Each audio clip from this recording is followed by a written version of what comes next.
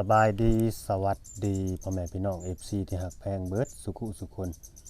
เบิร์ดสุหมองสุบอนเด้อพี่น้องเด้อพบพอกับช่อง YouTube บ่าวลาวพาเพลินคือเก่าคือเดิมเพิ่มเติมมื้อนี้ก็อยู่ที่บ้านดงมักเงียวเด้อพี่น้องเด้อเนาะบ้านของบ่าวลาวพาเพลินเองนี่ละมื้อนี้ก็เป็นมื้องามยามดีเนาะมื้อสันวันดีมื้อนี้เขาสิมาสู่ขอน้องตุกเพิ่นแต่ว่าสิมาขอแท้บ่หรือว่าจังไดก็ท่าเบิ่งท่าชมนำกันป่านนี้ยังบ่เห็นเอาหมู่ขอบเคยมาอยู่ว่าซั่นเนาะพูนพอน้องตุกเตรียมพร้อมเลยพี่น้าย่างเข้ามาพี่จ่อยย่างเข้ามาพี่ห้วยยิ้มไปเปื่อยมาอยู่มึงดูคอยลุกมาแต่6 โมงเช้าพุ่นนี่จักโมงเลยนี่เจ้าว่าตอนนี้นั่งลงนี่ดูนี่ใส่หมูน่ะยังไม่ แต่ว่าเดี๋ยวนอนหมูว่าซั่นจักโตเป็นแนวใดสบายดี FC ผมดูคืออยู่บ่มื้อนี้ไอ้จอยคิดว่าจังว่าจักยันบ่คือโทรไปก็บ่รับเลยเอาเขาคือสิมาลบนั่น จังว่าบ่เพราะว่าผู้ใหญ่เว้ากันเลยเด้หักแม่นหักเว้าแล้วบัดคันว่าเขาลบนี่มันก็บ่แม่นแล้วเนาะต้องมาบอกมากล่าวแต่ว่านี่แม่นคันว่าบ่ทันเนี่ยต้องให้ฮู้แต่จักว่านมาแต่ว่านนี้ก็สิมามื้อนี้บ่ทันเด้อโหปาดโทอันนี้คือเขาสิคันว่าเป็นนั่นน่ะนี่เขาสิเฮ็ดเส้นเจ้าแล้วเสียเขาเรียกว่าสิสักดาบเจ้าเพราะว่ามันก็สิเสียผู้รักผู้ใหญ่เฮาทางนี้ได้เนาะแม่นเอาบอกไว้เบิดเลยเด้พี่น้องเอ้ยจักสิเป็นจังไดเรื่องหมู่ครอบเคยก็ตามหลักแล้วเขาต้องมามอบแต่มื้อวานนี้นะคือมื้อนี้ยามมื้อเช้านี่ซุมเจ้าทางนี้นะได้เฮ็ดอยู่พวกกินเรียบร้อยแล้วเตรียมไว้แล้วแม่นมันต้องได้เฮ็ดแล้วมาเพื่อแล้วยังแล้วพอได้ย่อเลยหั่นน่ะอันนี้ผัดยังบ่เห็นเฮาโตหมูจักตัวใหญ่ตัวน้อยเฮาใดฮู้แต่ว่าบ่ให้หลุด15 โลหมูก็ดีโทรก็บ่ติดโทรก็บ่ติดนะบ่มีผู้รับนะแถมน้องตุ๊กก็ยังบ่มาอีกจะโทรหาไผติดน่ะโทรหาอันเฮือนดองก็โทรศัพท์ในเฮือนดองก็โทรบ่มีผู้รับเขาฮู้ฮอดเบอร์เจ้าผู้บ่จักโทรเฟซหรือโทรเบอร์ไปนี่เพจเขาฮู้แล้วซะบ่ครับบ่ว่าที่หรือว่าสิบ่ทวงบ่ทันบ่จังว่าวานนี่ก็ไปอยู่ไปเบิ่งไปถามเห็นแต่ลูกชายเพิ่นอยู่แต่ถามลูกชายเพิ่นว่าพ่อไปใช้วะเปียวหมูวะมีช่วยม้อยเลยสงสัยเราบ่ทันได้หมูไปเอาหมูแล้วยังบ่เห็นหมูนมไผน่ะ ซื้อมาให้ลูกสาวนี่บ่ไปโลดพลอยน่ะเอาพลอยมากวดเฮือนจักสิว่าในใดพี่น้องเอ้ยเนาะจักสิเกิดเหตุการณ์แบบใดขึ้นมื้อนี้น่ะกันจักเพราะว่ามันก็เวลาตอนนี้มันก็สิสวยแล้วได้18 โมงแล้วหรือเพิ่นสิมา9 โมงผู้บ่หรือว่าจังไดจังว่าคันสินี่แม่นก็โทรมาบ่คันสิมาแบบว่ามาพร้อมเฒ่าพร้อมแก่แล้วหมูมานำมันสิเป็นติสิมาเฮ็ดกินนำกันบ่ มันก็บ่เป็นแหละทั้งนั้นก็สิมาคั่วหมูนำกันอีกจังว่าแล้วก็มาเลยแบบครัวช่วยกันโลดสิทันอย่าแล้วอย่าเพิ่นสิมาแบบนั้นมาแล้วมาคั่วช่วยกันนี่เฮ็ดอุกลุกนำกันเลยผู้เว้าก็เว้าไปผู้เฮ็ดก็เฮ็ดแนวนี้บ่ซะแนวนี้ก็มี ก็เข้าใจอยู่พี่น้องเอ้ยว่าทางนั้นก็บ่มีเนาะทางนี้ก็บ่มี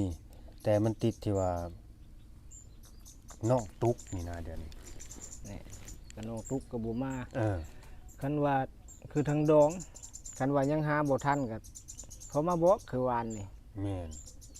พอได้ว่ามันผิดได้มันก็ยังบ่ทันแล้วก็พอได้เลื่อนไปอีกขนาเป็น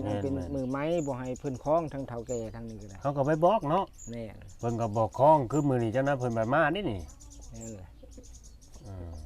ยามนี่ยามเวียกแน่ก็มันช่วยลายไฟเพิ่นจะไปให้ไปนะแม่นแล้วเบอร์เงิดหลายพี่น้องเอ้ยอันลูกสาวกับพ่อนี่บ่มีเบอร์บ่มีข้อมูลติดต่อกันแต่ว่าคือว่าน้องตุ๊กก็มีโทรศัพท์อยู่ มีหักบ่มีเบอร์บ่มีเฟซ นี่เพชรครับอันนั้นก็โทรกับบ่ฮับนะเนาะลูกให้ก็ได้ หักติดบ่ ติด ติดก็บ่หักไปบ่เฮาสิไปตามเบิ่งไปบ่สิกล้าไปบ่ไอ้จอยไปตามเบิ่ง มันก็บ่เลยบ่กล้านะ เนาะ แม่นเพิ่นก็เว้าทางนี้เพิ่นว่าคัน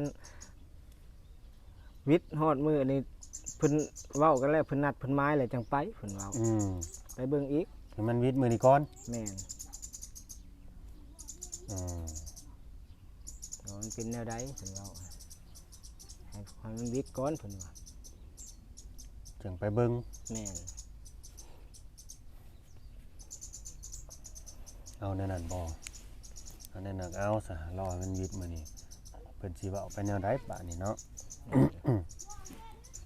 เฮาก็เป็นบ้าแฮงได้ฟันไปเฮ็ดฮอดหมูพุ่นข้าวหมูมาตัวบักใหญ่เลย เป็นพันเห็นหมูเลย ข้าวหมูมาตัวบักใหญ่ โอ้ สร้างเป็น3คน4คนเผาผู้เบิดแม่มันหมูน่ะก็โพดอีหลีอยู่อะจริงใจกันอะป้าเตอเป็ดตัวน่ะคือคักแต่เฮือนงามโลดก็ถ้ารุ่นน้ำกันพี่น้องเอ้ยสิเป็นจังไดก็ แม่น น่าสิได้ฮู้มื้อนี้แหละ มาคือบ่มาก็แม่นฮู้มื้อนี้แหละ ได้ฮู้มื้อนี้พี่น้องเอ้ยแต่ว่าตอนนี้น่ะคือยังบ่มาแต่มื้อวานนี่อีก แม่น อืมเจ้าคิดว่าในใดซะใจเจ้าคิดว่าในใดตอนนี้ คิดจักบ่จักแน่สิคิดมันก็คิดบ่ออก บ่จักแนวเว้า บ่จักแน่เว้าเลย คันเพิ่นบ่มามื้อนี้สิมีการปรับกันใหม่กันอยู่บ่คิดว่า มันก็มันบ่จักแน่สิปรับสิใหม่นะมันแล้วแต่อิงตามใช่เพิ่นผู้ใหญ่แบบเป็นพวกป้าเป็นนั่นนแล้วแต่ เพิ่นสิเว้ากันในใดเนาะ แม่น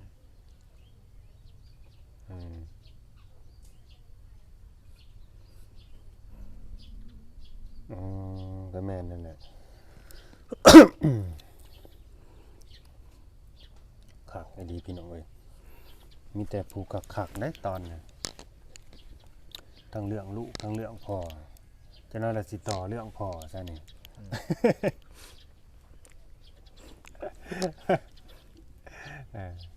พ่อก็สิแต่งว่าพ่ออะไรจังน้อยนี่ก็ได้ก็เจ้าไปดำนารับจ้างอยู่ไสนี่ อยู่ที่ไหนบ้านน้องนกเขียนผมบอก ที่แรกว่าสิเฮ็ดที่แรกว่าสิให้เจ้าไปฉีดยาให้นี่ก็สิบ่ได้ไปแล้วแหละเพราะว่ามันด่วนเด้แล้วเวียกนี่เจ้าบัดสิไปอีกหั้นนะ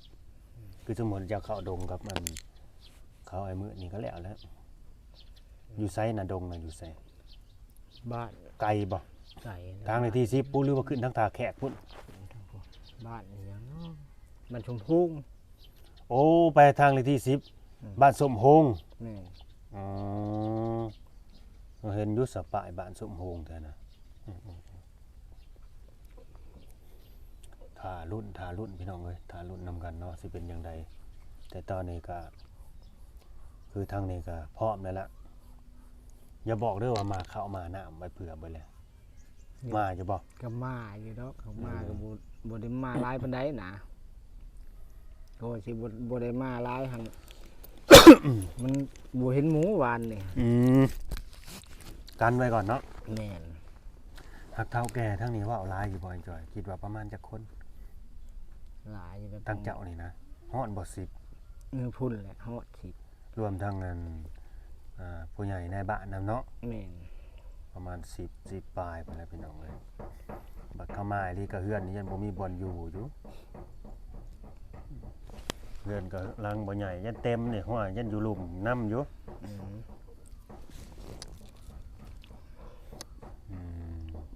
กินข้าวเช้าแล้วบ่นี่ ยัง ยังบ่ได้กินอยู่ ยัง